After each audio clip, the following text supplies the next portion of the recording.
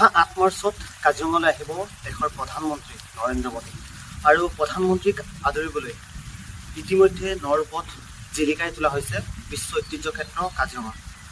মই বৰ্তমান উপস্থিত আছোঁ কাজিৰঙা ৰাষ্ট্ৰীয় উদ্যানৰ কহৰা বনাঞ্চলৰ মূল প্ৰৱেশদ্বাৰ মিনিমুখত উপস্থিত আছোঁ।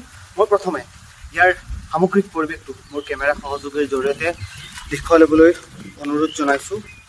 আচলতে প্ৰধানমন্ত্ৰীগৰাকীৰ আগমনৰ পূৰ্বে কটকটীয়া কৰা হৈছে নিৰাপত্তা ব্যৱস্থা। আমাৰ হাতত যি তথ্য আছে সেই অনুসৰি অহা 8 মাৰ্চৰ আবেলি কাজিৰঙাৰ কহৰাত উপস্থিত হৈ নিশা কহৰাস্থিত আৰক্ষীৰ অতিথিশালাত কটাব প্ৰধানমন্ত্ৰীগৰাকীয়ে।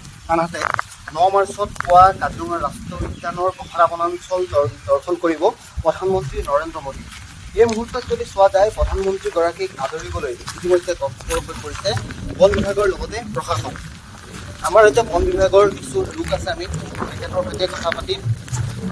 যিহেতু প্ৰধানমন্ত্ৰী 8 মাৰ্চত আহিব, কি ক'ব? 8 মাৰ্চ আৰু 9 মাৰ্চত প্ৰধানমন্ত্ৰী আমাৰ কাজিৰঙাত পৰিদৰ্শন কৰিব।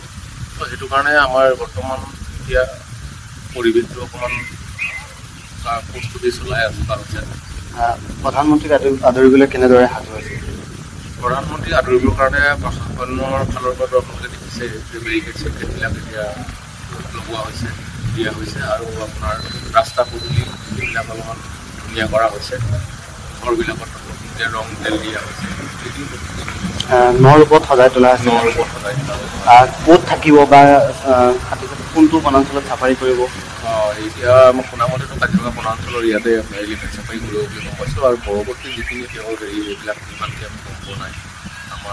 আমি খালি কাজিৰঙা এই বনাঞ্চলত তেওঁলোকে চাফাৰী কৰিব বুলি গম পাইছোঁ। এলিফেণ্ট চাফাৰী, জীপ চাফাৰী কথা এতিয়ালৈকে সঠিককৈ ক'ব পৰা নাই।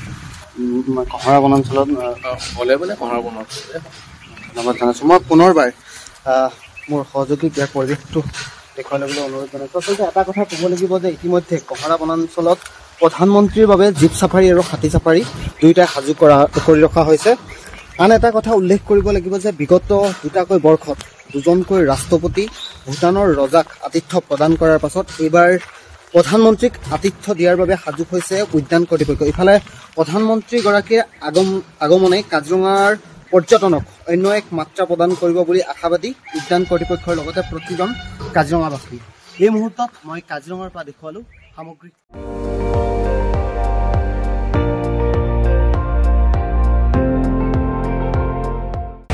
আপুনি চাই আছে ND24, সৰ্বশ্ৰেষ্ঠ নহয় সৰ্বোত্তমৰ দৌৰ।